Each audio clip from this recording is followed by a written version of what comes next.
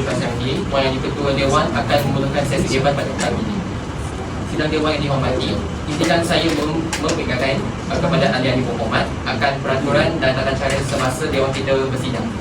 Pertama, isu sensitif yang berkaitan dengan agama, perkauman dan menyentuh peribadi seseorang adalah dilarang. Penggunaan ayat-ayat Al-Quran dan hadis untuk mengukuhkan hujah adalah dilarang sama sekali. Setiap pembahas diberi masa 5 minit untuk berucap. Masa bagi ucapan penggulungan pula ialah 4 minit. Masa diambil kira daripada permulaan pembahas. Loceng akan dibunyi sekali awal minit pertama, menandakan bahawa orang dibuka kepada pasukan lawan untuk membuat izin laluan, manakala pada akhir minit keempat, loceng akan dibunyikan sekali, menandakan bahawa masa telah tamat untuk pihak lawan membuat izin laluan. Loceng akan dibunyikan 2 kali pada minit kelima, menandakan bahawa masa untuk pembahas berucap telah tamat. Bagi sesi penggulungan, kedua-dua pasukan akan diberi masa 1 minit sebagai masa persediaan sebelum membuat ucapan penggulungan masing-masing. Loceng akan dibunyikan pada minit keempat 2 kali, menandakan bahawa masa untuk pembahas melakukan ucapan penggulungan sudah tamat. Semasa satu pihak sedang berucap, ahli pasukan pihak lawan boleh memohon izin laluan dalam bentuk persoalan, kenyataan, fakta ataupun penjelasan maupun pembetulan. Masa 40 saat diperuntukkan bagi setiap izin laluan. Izin laluan haruslah padat dan bernas, tiada izin laluan semasa pengulungan. Celangan hanya 40 minit sahaja, dan celangan perlu meminta izin Puan Yang Ketua Dewan dan mendapatkan persetujuan pembahas yang sedang berhujah. Kemenangan akan diberikan kepada pasukan yang mendapat undian majoriti daripada semua ahli dewan. Yang dihormati, bagi membuka gelanggang debat pada hari ini, izinkan saya memperkenalkan barisan debat kita yang akan membahaskan usul kerja ekonomi gig lebih bebas atau lebih eksploitasi. Mewakili pihak kerajaan terdiri daripada Perdana Menteri Datuk Fadil Fadili bin Majidyo dan Timbalan Perdana Menteri Datuk Asmia binti Osman, Datuk Siti Khadijah binti Al-Mirza selaku Menteri Sumber Manusia, dan Datuk Cecilia Fliza Ana Ephraim Dosten selaku Menteri Ekonomi. Manakala mewakili pihak pembangkang diketuai oleh Datuk Belunia Ejen Biche, Timbalan Pembangkang Datuk Siti Nur Aisyah binti Junaidi, Datuk Nur Diana binti Yusuf Dais selaku pembangkang pertama, dan Datuk Henrita Syira binti Henry selaku pembangkang kedua. Adalah diharapkan agar ahli-ahli yang berhormat akan menumpukan hujah dan bidasan kepada usul tersebut. Sidang Dewan yang dihormati, kita mulakan tirai perbahasan kita pada hari ini. Dengan itu, saya mempersilakan Yang Amat Berhormat Perdana Menteri Datuk Fadil Fadili bin Majidyo tampil ke hadapan untuk mengemukakan usul perbahasan, menyampaikan definisi dan membahaskan usul tersebut bagi pihak kerajaan. Assalamualaikum dan salam sejahtera. Yang dihormati Yang Ketua Dewan, barisan pihak kerajaan, barisan pihak pembangkang, serta ahli dewan yang dikasihi sekalian. Sebelum saya memulakan sesi perdebatan kita pada hari ini, izinkan saya mengemukakan pantun. Tak punya sijil tak mengapa, asal rajin usaha tak henti. Ekonomi gig terbuka seluas angkasa, peluang diberi tanpa diskriminasi.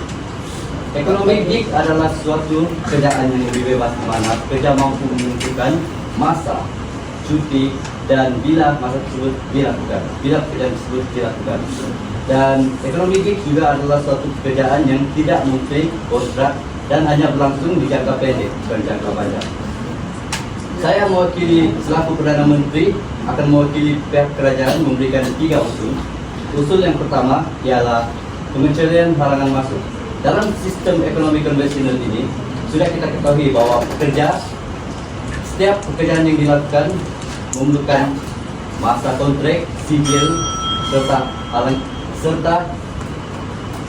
serta halangan yang diperlukan dan perlu menunggu bertahun-tahun lamanya. Tapi dalam ekonomi sini kita boleh melakukan kerja tersebut tanpa memerlukan sijil-sijil tersebut. Sebagai contoh, dalam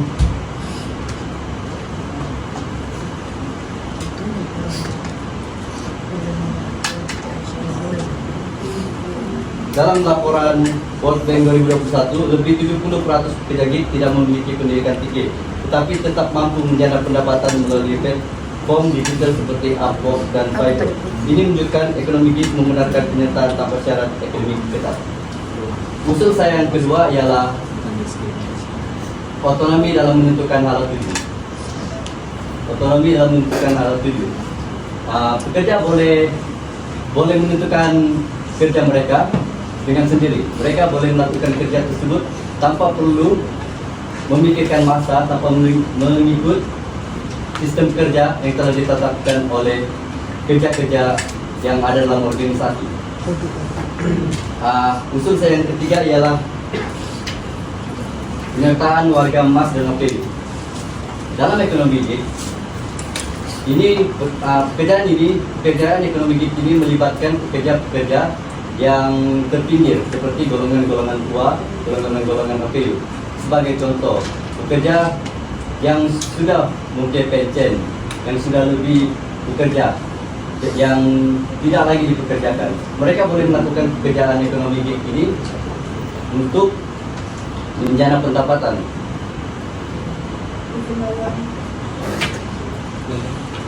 Silakan. Terima kasih untuk yang diputar bersama kerajaan dan juga bersama pembangkang. Saya tidak bersetuju dengan pernyataan Perdana Menteri mengenai penglibatan warga emas dan juga OKU dalam ekonomi gig, karena seperti yang kita tahu pekerjaan di ekonomi gig ini keselamatannya tidak terjamin, dan apabila penglibatan warga emas ataupun OKU terlibat dalam ekonomi gig ini akan menyusahkan mereka sebenarnya, karena tiada kemudahan yang disediakan untuk mereka dan sudahlah mereka di usia yang sudah senja. Apabila mereka mengambil ekonomi gig yang melibatkan beban yang sangat berat, ini akan menyusahkan mereka. Ditambahkan lagi dengan kesehatan mereka yang kurang. Izinkan saya meneruskan untuk saya.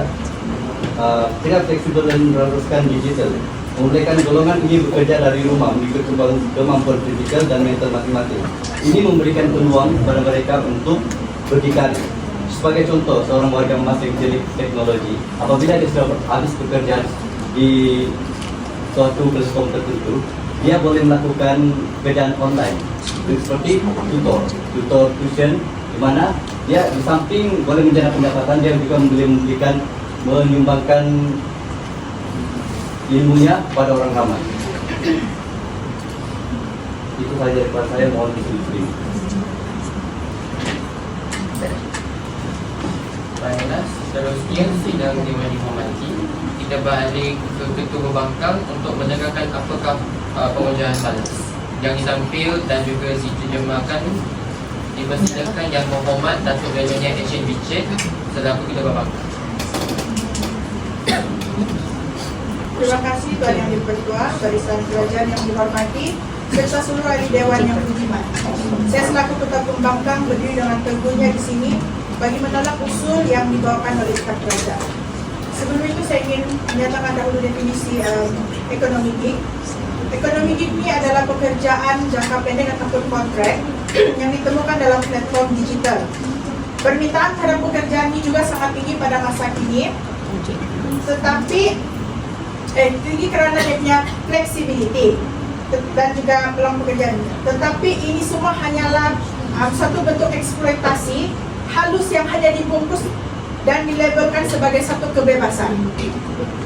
Hujah pertama yang ingin saya bawakan adalah eksploitasi atas nama fleksibilitas. Bagi pekerja gig, fleksibilitas justru menjadi satu perangkap sebenarnya, karena mereka memang boleh memilih masa kerja mereka, tetapi mereka tidak boleh memilih bila mereka boleh bercuti. Karena apabila mereka bercuti, mereka juga tidak dapat. Terima kasih yang Ketua Dewan. Usul tentang tidak diberi cuti, untuk maklumat, pekerja itu tidak mempunyai majikan.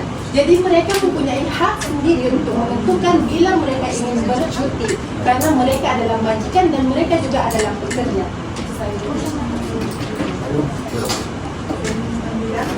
Maksud saya bercuti itu adalah mereka mempunyai pilihan sendiri untuk bercuti. Jadi apabila mereka memilih untuk bercuti, maksudnya pendapatan tidak akan masuk, karena mereka tidak mempunyai pekerjaan ataupun cuti bergaji seperti pekerja-pekerja kerajaan. Seterusnya saya sambung semula hujah saya. Contohnya kalau sekiranya seperti pembantu Grab, kalau pada hari itu mereka tentukan mereka tidak ingin bekerja, maka pendapatan mereka juga tidak akan masuk.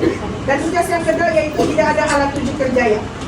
Kebanyakan bekerja di dalam ekonomi ini mereka akan bekerja selama 5 ataupun 10 tahun ke atas, tetapi mereka tidak akan dapat pengiktirafan atau penghargaan daripada majikan karena mereka sendiri pun tidak tahu siapa majikan mereka. Dan mereka tidak akan dapat pengiktirafan di mana, naik pangkat pun tidak, dan dalam promosi dan pekerjaan. Dan apakah ini adil bagi kamu? Tidak.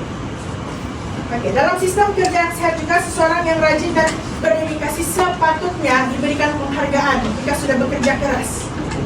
Dan puja saya tadi yang ketiga, kebergantungan kepada algoritma, yaitu saya ambil contoh sekali lagi untuk pemandu rider ataupun Grab, seperti Grab, Foodpanda ataupun Shopee Food.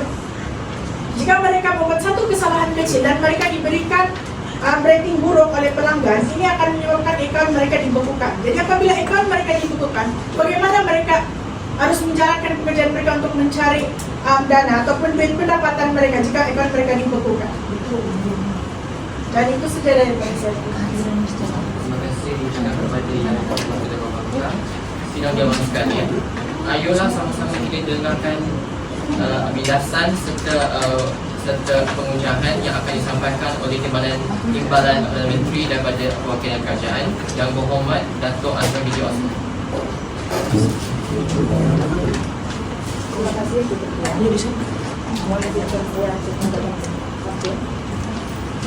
matahari naik dan pagi, anak muda bersemangat pergi bekerja. Ekonomi peluang masa kini, pendapatan fleksibel hidup terjaga. Sudah saya yang pertama dalam mengurangkan kadar pengangguran, di mana platform menjadi penyelesaian salah satu untuk kita juga dapat kerja ataupun peluang kerja. Seperti mana contohnya sebagai graduan ataupun mahasiswa-mahasiswi, terdapat macam contoh kita dalam satu kelas, jadi ada yang macam berkemahiran dari segi fotografi ataupun jurusolek. Jadi kemahiran dorang tu dorang boleh macam kasih berkembang, tu dorang boleh buka penjagaan satu untuk macam dorang satu bisnis begitulah. Contoh semasa pandemi COVID-19 2020, di mana Herling ataupun Foodpanda, mereka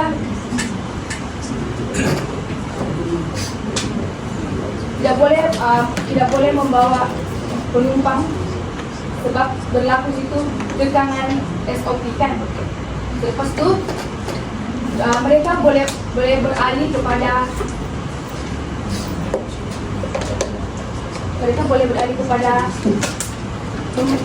beralih pekerjaan mereka tu kepada membeli barang. Contohnya macam menggunakan platform lah sendiri. Seperti contohnya menurut Menteri Keuangan Tengku Datuk Seri Zafrul Tengku Abdul Aziz, kerajaan akan menanggung 80% daripada caruman pertumbuhan keselamatan sosial, iaitu SOKSO, untuk bekerja ke ekonomi, termasuklah macam petani, nelayan, artis di bawah dinas. Contohnya macam peniaga kecil ataupun inisiatif dan bertujuan itu untuk memberi perlindungan sosial kepada pekerja yang terlibat dalam sektor tidak formal gitu.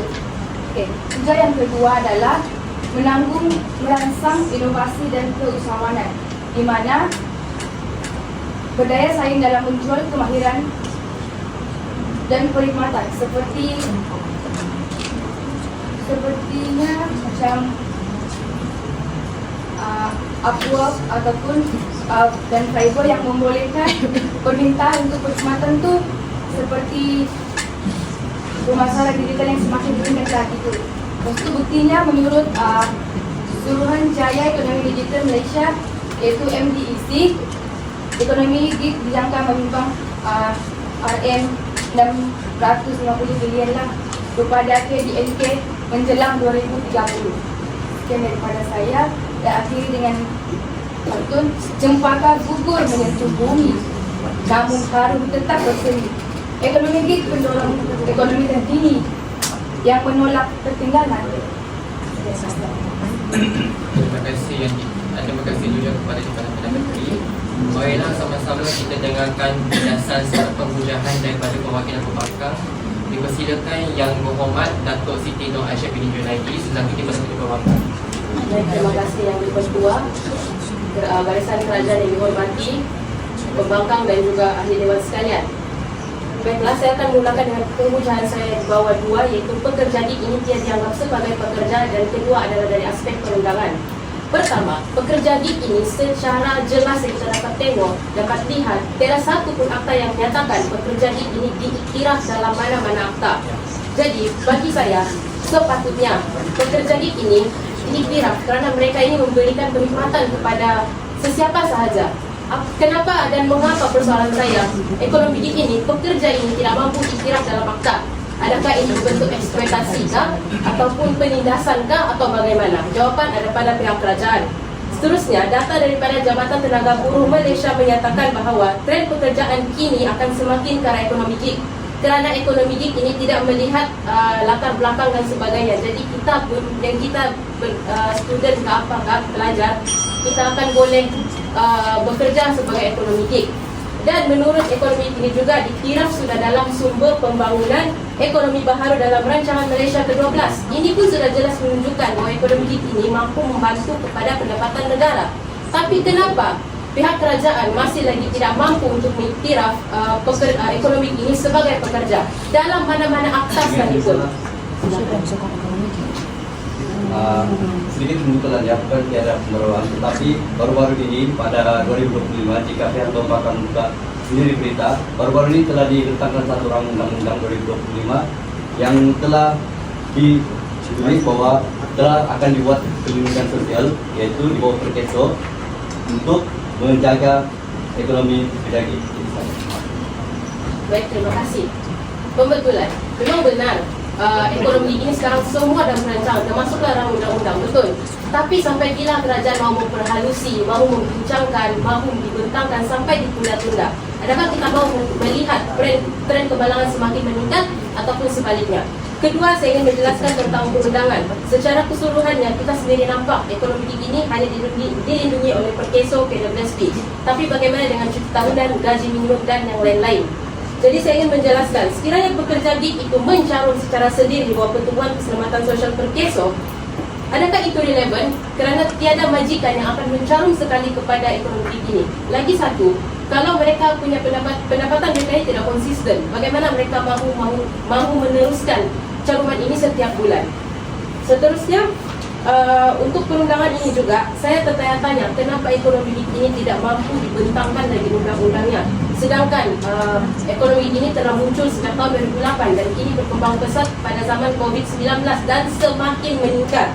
Tren ini menunjukkan apabila sebanyak 1.8 juta pendapatan negara ini perlu disumbangkan daripada ekonomi gig ini juga. Jadi buka mata, jangan bukakan telinga, buatlah undang-undang untuk ekonomi ini supaya mereka ini dapat diberi perlindungan seterusnya.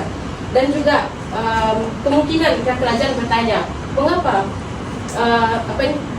perundangan ini tidak dapat dibuat? Kerana ini diperhalusi, dipertimbangkan dan ditangguh. Sedangkan akta langkah-langkah sementara COVID-19 829 ini, kerajaan hanya melalui pekerja ekonomi ini tidak dilindungi oleh undang-undang. Itu adalah satu fakta yang tidak benar, kerana ekonomi gig dia menawarkan kebebasan kepada individu untuk memilih bila dan bagaimana mereka mahu bekerja. Ramai pekerja gig tidak inginkan struktur pekerjaan tetap dan komitmen jangka panjang. Flexibility ini adalah pilihan, bukan paksaan. Justru mereka bebas dengan kekanan majikan. Dan untuk pengetahuan, definisi dari pekerjaan ekonomi gig ini, kita tahu bahawa dia hanyalah pekerjaan yang jangka pendek. Jika mereka ingin diiktiraf, ingin perlindungan, mereka haruslah mencari pekerjaan pekerjaan utama dan ekonomi gig ini banyak dijadikan sebagai pekerja sampingan. Oke, terima kasih. Majelis Indonesia. Benar seperti yang dikatakan tentang kemalangan ini, tapi kemalangan pun tetap juga memerlukan perlindungan. Bila kita ada undang-undang tidak akan melindungi kita. Kita janganlah tengok dari aspek berkeso, caruman, tapi tengoklah dari segi cuti tahunan, cuti sakit bagaimana. Baik, saya akan sambung untuk yang COVID-19 tadi.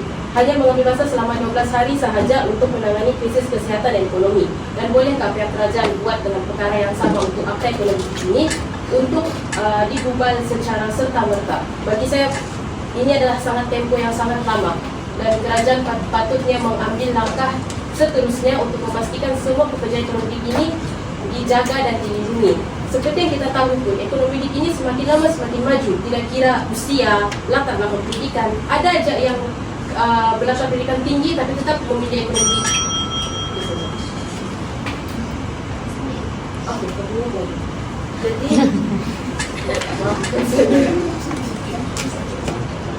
oke, seramai 60% menurut OIR, pekerja di Malaysia ini merancang untuk menjadikan kerja ini sebagai kerja di masa akan datang. Maksudnya di sini, ramailah orang sudah di Malaysia ni yang minat dengan pekerja ekonomi gig disebabkan oleh fleksibilitas waktu, tempat, masa. Tapi yang kurangnya mereka ini tidak dilindungi dan juga tiada majikan. Kita tidak perlu tengok jauh-jauh, tengok sejarah Malaysia ni macam mana.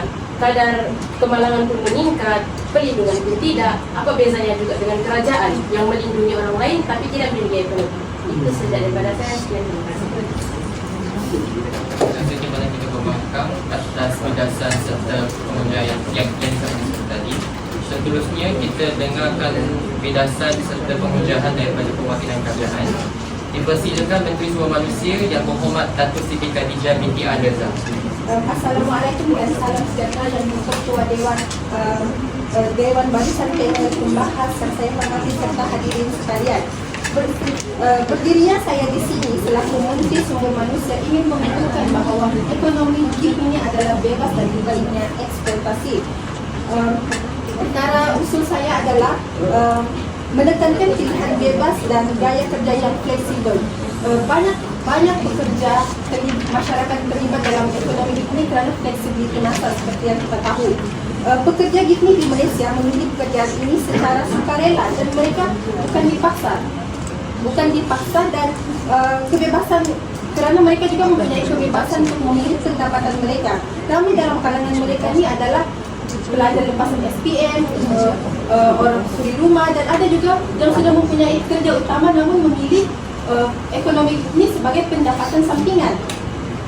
Jadi di sini saya ingin contohnya macam mengikut data MDEC, lebih 200,000 pemandu e-hailing berdaftar dengan SPAD dan lebih 100,000 pekerja dalam penghantaran makanan. Oleh itu pekerja gig ni bukan tertakluk kepada waktu kerja tetap atau konteks penuh masa.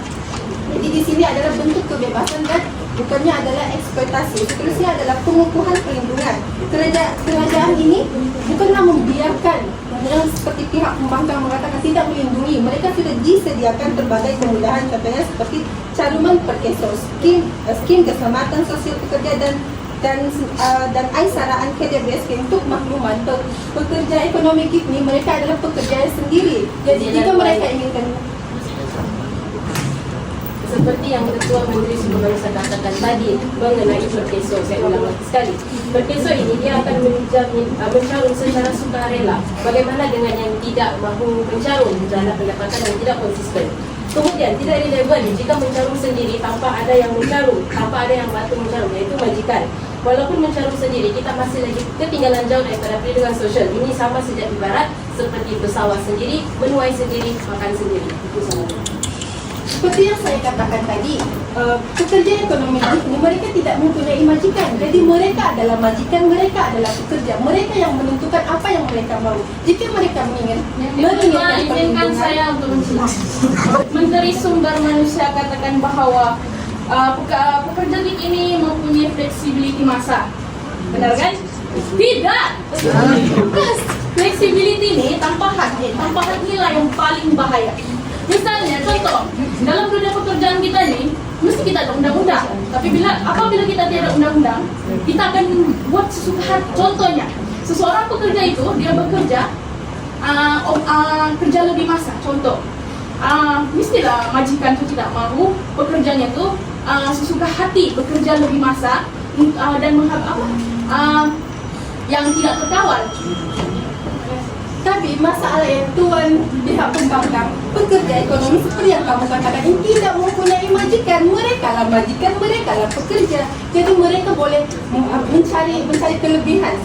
Kan ekonomi kita mempunyai kebebasan, tetapi setiap kebebasan mempunyai cabaran. Mereka harus berfikir bahawa tidak boleh. Disebabkan mereka dalam seperti yang Menteri sudah saya katakan tadi, mereka adalah majikan mereka sendiri. Disebabkan itulah undang-undang itu sendiri sangat penting untuk melindungi mereka. Tapi ekonomi dia tidak mempunyai undang-undang yang melindungi mereka. Dan apabila mereka terlibat dalam kemalangan, bagaimana mereka ingin membela diri mereka di mahkamah sekiranya melibatkan pihak lain? Adakah menteri sendiri yang akan turun untuk mempertahankan mereka di mahkamah? Seperti kita tahu, kita mempunyai skim perlindungan yang bersamaan melalui pilihan sendiri yang sudah dicanangkan. Sebab bukti bahwa kerajaan tidak memaksa, tetapi menyediakan jaminan keselamatan pilihan. Jadi mereka boleh memilih. Sebab mereka ada majikan yang boleh bagi orang. Dan menurut laporan yang diberikan oleh Ipsos dan Lembaga Diketahui mendapati bahwa 60% pekerja di Malaysia ini memilih untuk bekerja bila dan di mana mereka mahu, bukan dipaksa oleh mana-mana pihak. Dan kebebasan mereka adalah pilihan mereka. Dan seterusnya adalah pendekatan tiga pihak. Kerajaan ini sangatlah kisah kepada pekerja ekonomi ini kerana Kementerian Sumber Malaysia ni manusia ni mengadakan libat urus berkala bersama platform dan wakil pekerja untuk memastikan tiada amalan eksploitasi berlaku di kalangan mereka. Contohnya macam dialog partik bersama Grab, Foodpanda dan Persatuan Penunggang e-Hailing Malaysia. Oleh itu, ini menunjukkan usaha untuk mengawal selia secara adil, bukan menekan atau mengekang. Oleh itu, jelas di sini bahawa ekonomi gig ni bukanlah eksploitasi kerana pekerja mempunyai kuasa memilih bagaimana, bila dan di mana mereka bekerja berdasarkan berdasarkan kepentingan dan kehendak mereka. Namun keputusan ini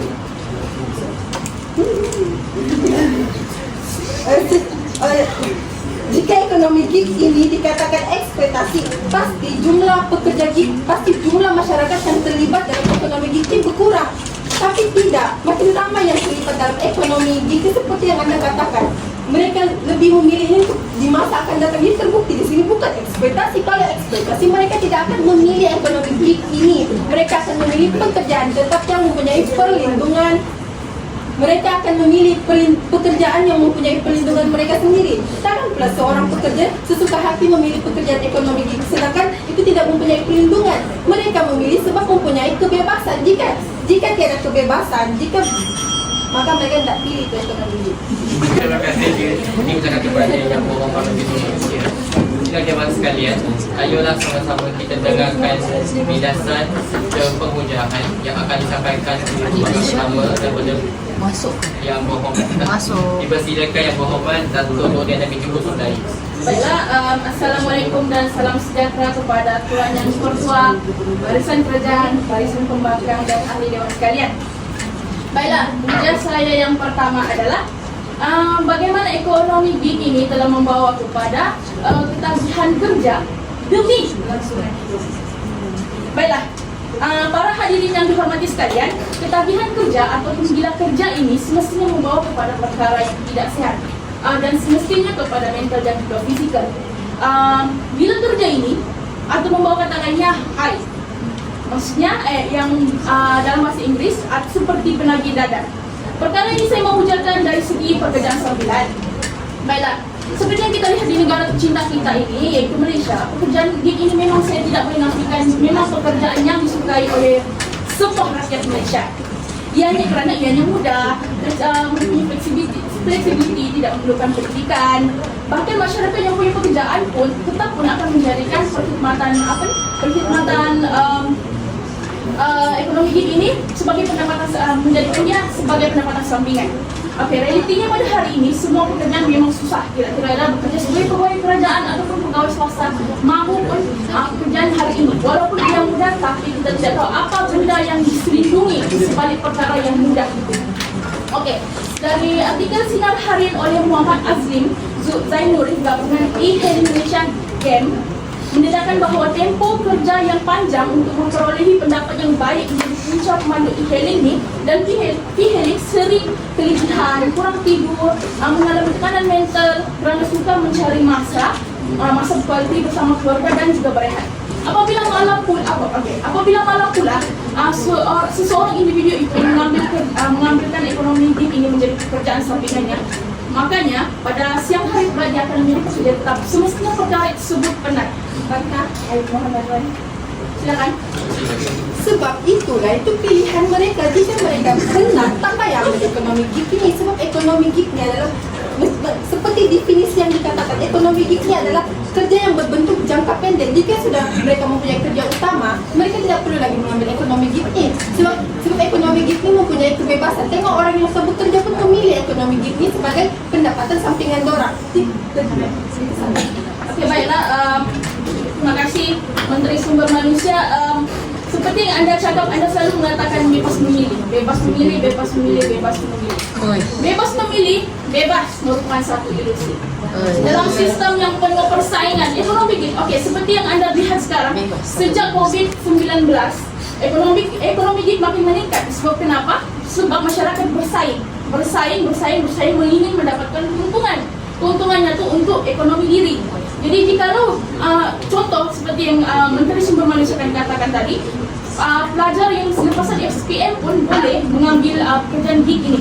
Tapi Anda pikirkan tentang keselamatan mereka. Anda berpikir bahawa mereka yang sepatutnya boleh lagi bersama belajar, boleh lagi mendapatkan pekerjaan yang baik, tapi mereka memerlukan pekerjaan yang tidak apa-apa jaminan. Tidak ada apa-apa jaminan. Mereka sendiri yang tanggung kesehatan mereka sendiri yang akan tanggung mereka yang sendiri akan tanggung kesehatan mereka. Oke, sebagai contoh. Itu saja. Maaf. Apabila silakan.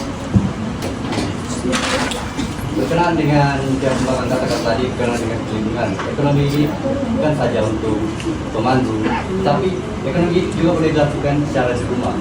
Mereka boleh meletakkan barang mereka di Shopee dan mengantar ke luar negara tanpa dikenakan sekatan terhadap kerajaan.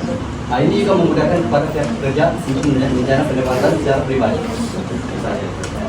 Oke, baiklah, saya akan membalas kembali pernyataan dari Perdana Menteri.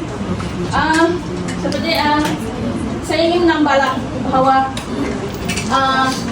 bebas, ilusi ini semua orang boleh membuatnya dengan sesuka hati. Sudah namanya bebas, mestilah tiada undang-undang yang terikat, mestilah seseorang itu akan bebas untuk melakukan apa yang dia tahu. Itulah namanya, sekiranya ada undang-undang, mereka akan terikat dengan sebuah syarikat. Dan undang-undang tersebut akan membuatkan mereka harus bekerja. Sekiranya mereka tidak bekerja, mereka akan diberhentikan. Namun ekonomi ini, apabila mereka bekerja, mereka boleh berhenti sesuka hati mereka dan tidak perlu bekerja di masa yang ditentukan. Sebenarnya di sistem syarikat yang... Sebentar, Perdana Menteri, saya menyatakan. Anda pikir tentang apa tadi? Cuma cerita apa tadi tu? Kosong. Bukan. Maaf. Okey, saya akan balas dah. Okey, Anda tahu tentang penilaian, sistem penilaian ataupun rating. Apabila seseorang itu seperti yang Anda cakap tadi bekerja sebagai penjual secara dalam talian, yaitu Shopee, Anda tidak pernah terfikir bahawa itu boleh menjadikan kebebasan untuk penjual boleh menipu pembelinya. Baiklah, saya akan sambung lagi dan saya sebentar. Apabila bagi saya dulu bercakap, apabila malam seorang jikalau seseorang itu bekerja gig, masanya akan lebih kepada kerja. Dan apabila sudah ketagih, ia akan suka dipenjung. Kerana pekerjaan gig ini, apabila kita terus melakukan kerja tersebut, duit akan dapat. Apabila kita berhenti, kerja tersebut keuntungan akan lambat datang. Mungkin akan mendatang kerugian. Ekonomi gig, nama pun ekonomi gig. Mungkin pihak pembangkang hanya mengatakan ketagih, tetapi bagaimana dengan orang yang ingin mencari sebuah pendapatan ini?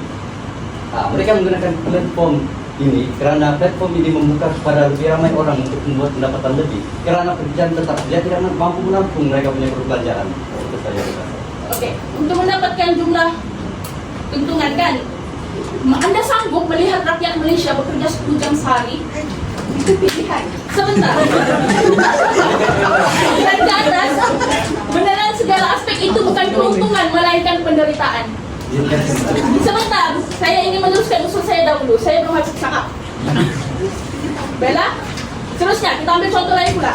Daripada berita Malaysia Now yang ditulis oleh Farhira Farudin yang menyatakan bahawa seorang mahasiswa yang bernama Adik 24 tahun bekerja dari waktu malam hingga pagi berada di sebuah syarikat indah. Ini sudah habis. Terima kasih. Terima kasih juga kepada yang berkembang pertama. Sidang jemaah sekalian, seterusnya kita akan dengar binasan serta hujah yang akan disampaikan oleh Menteri Ekonomi. Mohon ditampil ke hadapan yang berhormat Datuk Cecilia Filza Anak Efrem Hindustan. Okey, terima kasih yang berhormat Ini Ketua Dewan, ahli pembangkang dan ahli-ahli Dewan yang saya hormati sekalian. Izinkan saya memulakan ucapan ini dengan menyatakan bahawa landscape ekonomi negara hari ini sedang mengalami transformasi yang amat pantas didorong oleh kemajuan teknologi digital dan perubahan corak pekerjaan pasca pandemik.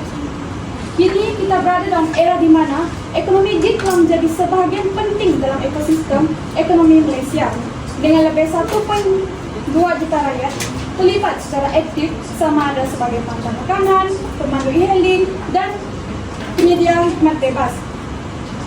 Kenapa saya mengatakan ekonomi gig ini lebih bebas? Yang pertama ialah bebas membuat pilihan pendapatan. Pekerjaan ekonomi gig bebas menentukan pendapatan mereka. Ia tidak seperti pekerjaan tetap yang mendapat gaji bulanan yang sama setiap bulan. Namun melalui ekonomi gig, mereka berpeluang menjana pendapatan dengan lebih banyak. Pendapatan mereka bergantung pada usaha mereka sendiri dari segi pekerjaan, kekerapan tugasan dan permintaan pasaran. Sekiranya mereka mahu pendapatan yang tinggi, mereka perlu berusaha lebih. Namun apabila terdapat golongan daripada mereka yang mendapat pendapatan rendah, itu bermaksud usaha mereka kurang. Sebagai contoh, pekerja gig yang bijak mencari peluang, mereka dalam mengambil, bijak dalam mencari peluang mereka dalam mengambil beberapa. Saya ingin membilas kerja Menteri Ekonomi seperti yang dicakap tadi, sebentar tadi, iaitu mereka bebas untuk memilih pendapatan mereka, iaitu ekonomi sebentar tadi. Tetapi alangkah lebih baiknya jika pendapatan bulanan mereka tetap ada. Sekiranya mereka mempunyai pekerjaan tetap, yaitu gaji minimum 1.700. Adalah lebih baik untuk menerima gaji setiap bulan yang tetap berbanding dengan pendapatan yang tidak tetap. Sebab mengikut kawasan juga untuk pekerja di dalam ekonomi gig ini bekerja, sekiranya kawasan tersebut tidak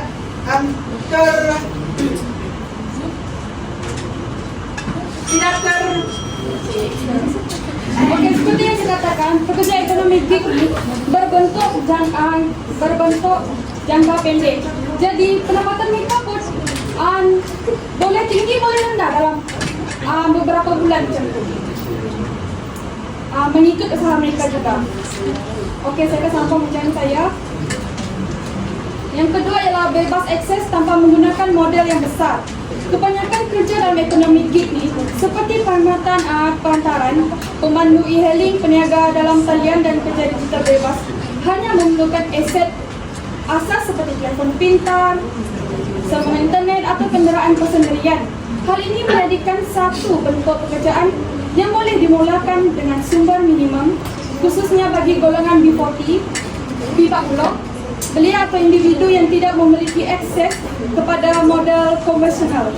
Jadi modal ini jauh lebih rendah dan boleh dimiliki oleh majoriti rakyat kelas. Yang ketiga ialah risiko kewangan rendah. Pekerja gig ni dia tidak menanggung komitmen jangka panjang seperti pinjaman perniagaan, kos operasi tetap atau iuran lesen yang besar. Mereka bebas memilih bila mau bekerja dan tidak terikat dengan kontrak yang menghalang mereka berpindah antara platform ataupun bidang kerja. Justru apabila mereka berhenti melakukan sesuatu kerja, mereka tidak menanggung kerugian besar ataupun beban hutang.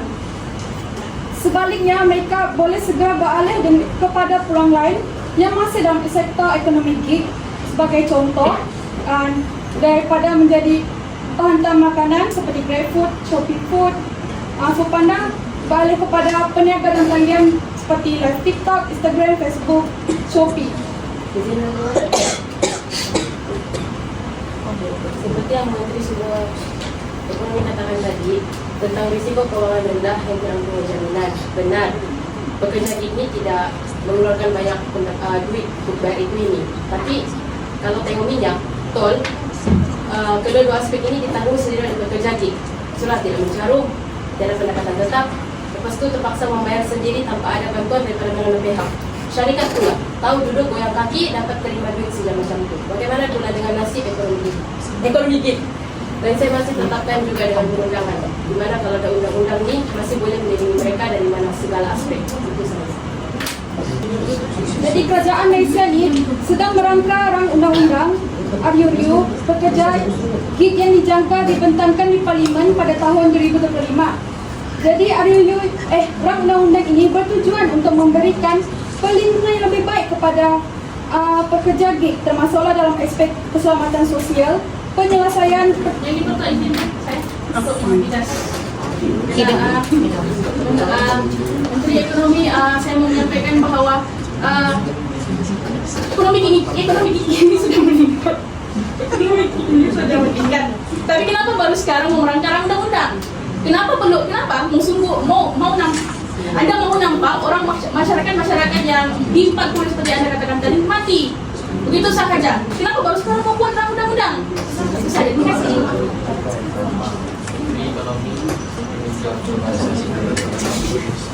Okey, sekarang yang dulu masyarakat tak tahu pun pasal pekerjaan gig ni. Kurang tahu pasal pekerjaan gig. Baru-baru ini barulah pekerjaan gig ni menjadi trend pekerjaan terkini. Terutamanya selepas COVID-19.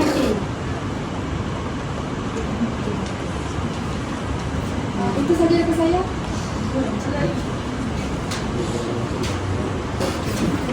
Jadi diucapkan kepada Yang Berhormat Menteri Ekonomi, sidang dewan sekalian, ayo kita dengar penjelasan serta perubahan yang akan disampaikan oleh pembangkang kedua daripada pihak pembangkang. Dipersilakan Yang Berhormat Dato' Henrietta Shira Titi Henry. Selamat sejahtera saya ucapkan kepada Tuan Yang Dipertua, Barisan Kerajaan, Pelaksana Pembangkang dan ahli dewan sekalian. Hari ini puja saya akan berpusat kepada ketiadaan perlindungan sosial dan jaminan pendapatan kepada pekerja gig. Seperti yang kita tahu, di Malaysia terdapat 2.2 juta pekerja gig yang beroperasi melalui perdagangan platform digital. Namun, cabaran utama yang dihadapi oleh pekerja gig menurut Rizalif Umar, yaitu Bekas Menteri Sumber Manusia, adalah kekurangan jaminan perlindungan yang diberikan kepada mereka. Dan perlu ditekankan bahawa pekerja gig tidak diklarifikasikan di bawah Akta Kerja 1955 Ordinans Buruh Sabah dan Ordinans Buruh Sarawak. Oleh itu, mereka tidak dilindungi di bawah akta ini dan hanya dilabelkan sebagai pekerja gig yang menyebabkan mereka tidak mempunyai perjalanan pekerjaan yang formal.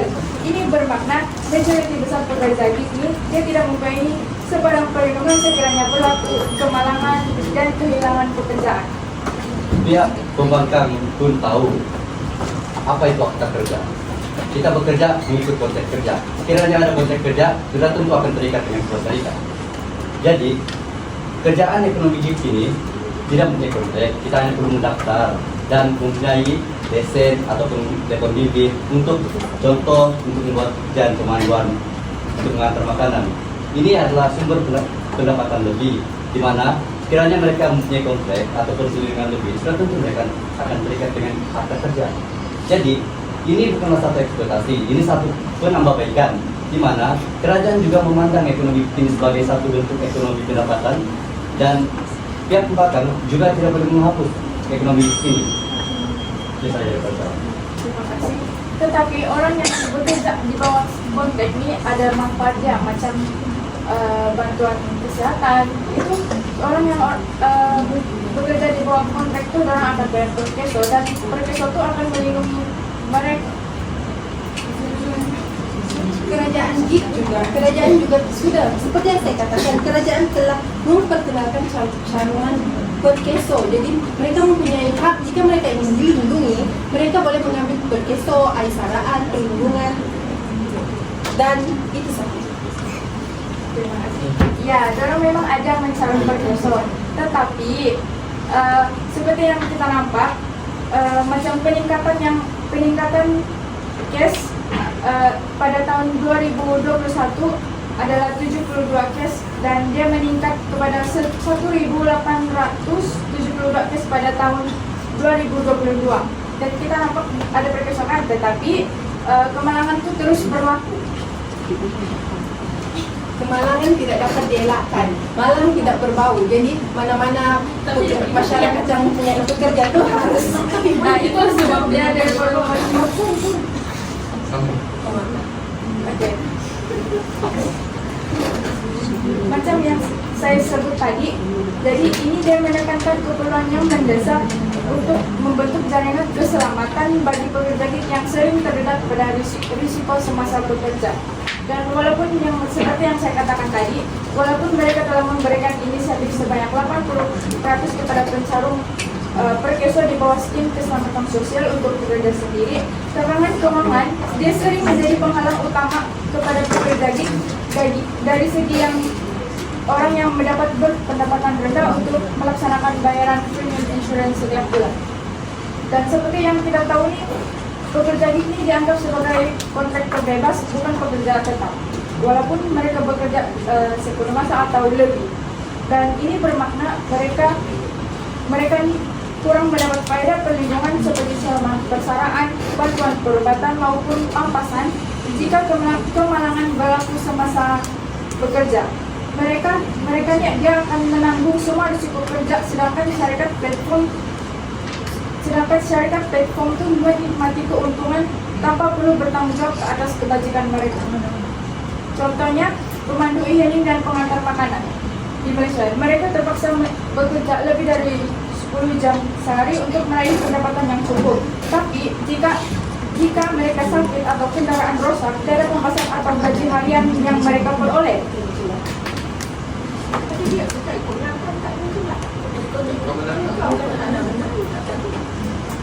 Tidak. Jadi di sini ini adalah bentuk eksploitasi yang jelas jika pekerja dia melakukan kerja yang penting dan berisiko, tetapi tidak dilindungi oleh sistem sosial yang sepatutnya menjamin keselamatan hidup mereka. Jadi realitinya mereka akan menanggung risiko pekerjaan sendiri tanpa mendapat sebarang jaminan pendapatan atau perlindungan sosial yang mencukupi.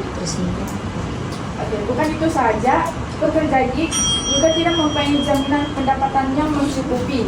Dalam pekerjaan tradisional, seorang pekerja mendapat gaji tetap walaupun musim sibuk atau tidak. Dan ini dia memberikan kestabilan keuangan yang penting. Namun dalam ekonomi gig, pendapatannya bergantung sepenuhnya kepada jumlah tugasan yang diterima, malah dia berubah-ubah mengikut musim, cuaca, kondisi platform, dan persaingan dalam kalangan pekerja. Contohnya, apabila syarikat e-hailing mengurangkan kadar komisen, ramai pemandu, dia terpaksa bekerja lebih dari 10 jam untuk mencapai pendapatan yang sama seperti sebelumnya. Ini adalah eksploitasi massa dan tenaga. Dan dalam kata arti lain, walaupun mereka ini bekerja keras, pendapatan pekerja itu tidak dijamin, dan mereka terpaksa kepada sistem inisiatif yang berubah-ubah serta tidak jelas. Tidak. Adakah ini kebebasan? Jelaslah tidak. Ini adalah penindasan yang disusun dengan strategi digital. Terima kasih ucapkan kepada yang teman-teman atas ucapan tadi. Hadirin sekalian, sidang dewan yang dihormati, sebelum kita beralih ke sesi pemulungan yang akan dimulakan oleh perwakilan pembangkang dan akan disusuli dengan perwakilan kerajaan, kita akan berehat sebentar selama seminit untuk memberi laluan persediaan kepada kedua-dua pihak. Hadirin sekalian, saya yang dihormati, marilah kita mendengar sesi pemulungan daripada wakil pihak pembangkang. Dipersilakan.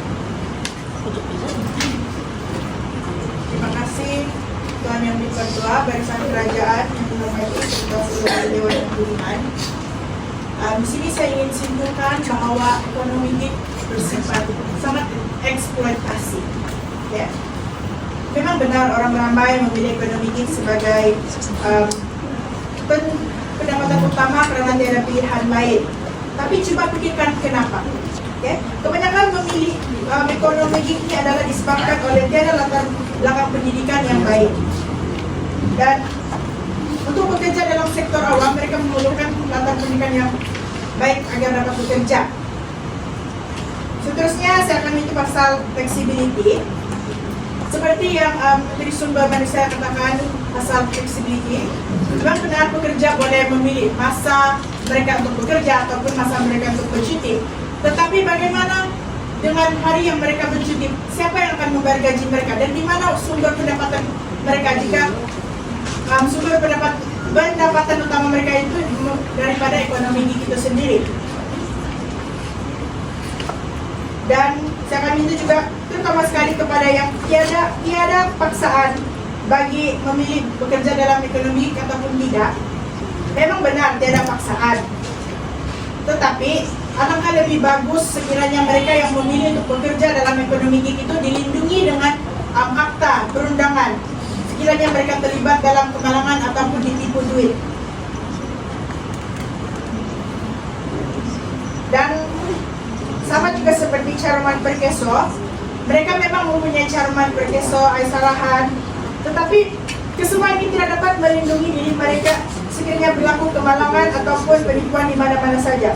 Kita boleh lihat seperti SSB, yaitu satu pekerjaan tetap. Mereka mempunyai perlindungan insurans kesihatan, mereka boleh mendapatkan perlindungan kesihatan secara percuma di mana-mana hospital swasta seperti KPJ. Tetapi bagaimana dengan ekonomi gig? Orang yang bekerja di bawah ekonomi gig tidak akan mendapat perlindungan daripada mana-mana institusi kesihatan. Itu saja dari saya. Terima kasih diucapkan kepada perwakilan pembangkang atas ucapan permohonan yang disampaikan. Dan kita akan akhiri debat parlimen ini dengan mendengarkan permohonan daripada wakil pihak kerajaan. Yang dihormati yang dipertua, barisan pihak kerajaan, hari ini pihak pembangkang menyebutkan tentang tiadanya perlindungan undang-undang. Pekerja tidak dianggap sebagai pekerja, tidak mempunyai perlindungan undang-undang, bukanlah flexibility dan masa yang disebutkan oleh pekerja sendiri. Pekerja yang terpaksa bekerja 10 jam, syarikat hanya goyang kaki. Dan kenapa sekarang baru dibuat undang-undang sebegini? Saya akan menuntut semua ini. Pertama, di mana mereka boleh mencari rezeki bila ekor mereka dibutuhkan. Pertama, banyak pekerjaan-pekerjaan lain yang boleh dilakukan. Contohnya, pekerjaan sendiri dan diklaim seperti kerja sambilan, menjual, membuka warung. Itu tidak membutuhkan ekor baik dan mereka boleh menunjukkan diri mereka sendiri. Kedua, tidak dianggap sebagai pekerjaan. Pertama, pekerjaan ekonomi mereka juga pekerja, mereka juga majikan. Mereka juga yang melakukan pekerjaan sendiri. Sekiranya mereka mempunyai majikan, mereka akan di bawah kuasa majikan. Apa-apa yang mereka lakukan, mereka akan menurut pada majikan. Sekiranya mereka tidak melakukan kerja tersebut atau masuk kerja untuk masa yang ditetapkan, sudah tentu mereka akan digantung atau diberhentikan. Ketiga, tidak mempunyai perlindungan undang-undang, tidak mempunyai perlindungan undang-undang. Inilah yang kenapa dikatakan ekonomi ini adalah sesuatu yang bebas. Sekiranya mereka mempunyai perlindungan undang-undang, sudah tentu mereka akan terikat kepada kepolisian serikat, dan di mana akta kerja juga mempunyai kontrak kerja. Dan dalam ekonomi kita tahu, ekonomi ini kita hanya perlu mendaftar, dan sekiranya mereka mau berhenti melakukan pekerjaan tersebut, mereka boleh berhenti tanpa merujuk pada siapapun. Keenam, flexibility dan masa. Bukanlah flexibility dan masa, ada yang terpaksa bekerja 10 jam. Nama pun ekonomi gig, ini adalah pilihan. Memang tidak dinafikan banyak pekerja-pekerja yang mau bekerja 10 jam lebih. Tetapi, kena ingat, ini pilihan, bukanlah sesuatu yang harus dilakukan dengan terpaksa. Contohnya, pekerja boleh melakukan di masa-masa yang puncak. Contohnya, pada ujung minggu, sudah tentu ramai orang yang ingin pergi bercuti, pergi bergerak, dan kerja tersebut boleh mendapat pendapatan tersebut. Tidak semestinya yang melakukannya dalam sehari. yang hanya kita ingat dalam 1 minggu ada 7 hari, tidak semestinya mereka perlu melakukan kerja tersebut selama 7 hari. Sudah tentu ada masa-masa rehat mereka, tidak perlu melakukan selama 10 jam. Ketujuh adalah syarikat hanya goyang kaki. Syarikat hanya goyang kaki. Nama pun pekerjaan gig ini adalah stabilan, dan pekerja boleh mendapatkan sumber pendapatan lebih dalam pekerjaan ekonomi ini. Dan pekerjaan tetap sudah tentu tidak akan maklum. Seperti yang dikatakan oleh yang pihak pembangunan tadi, banyak pekerja ekonomi gig yang dipaksa bekerja lebih 10 jam karena tidak mempunyai pendapatan. Tetapi bila kita lihat ramai saja yang berjaya dengan melakukan pekerjaan ekonomi ini dan menjana pendapatan hingga 3.000-4.000. Sebagian influencer yang tidak mempunyai pendidikan juga ada menggunakan website TikTok untuk menjana sumber pendapatan mereka. Tapi dan mengatakan tidak perlu belajar tinggi-tinggi. Tapi dilihat dari segi positif, ini juga satu sumber untuk mereka membawa kepada golongan-golongan muda yang kurang percaya dalam pendidikan, tapi boleh percaya dalam pendidikan ekonomi. Seterusnya, kenapa baru dibuat? Seperti yang kita lihat dalam pekerjaan tradisional dulu, ramai orang yang mau bekerja tetap, dan ekonomi ini seperti yang dilihat kita tidak lagi, sebelum ini kita tidak mempunyai teknologi baru, tapi sekarang ini kita sudah dikembangkan dengan teknologi yang memudahkan pekerja untuk melakukan pekerjaan ini. Sebagai contoh, di masa-masa puncaknya adalah COVID-19. Adakah mereka melakukan pekerjaan tetap untuk punya sumber pendapatan? Sudah tentu tidak. Ini adalah satu peluang yang dibuatkan mereka. Saya percaya. Ketua Dewan Pakis sekalian, sudah kita disediakan sesi pengulangan dari wakil pihak kerajaan tadi. Maka dengan ini tamatlah sudah sesi pengulangan parlimen.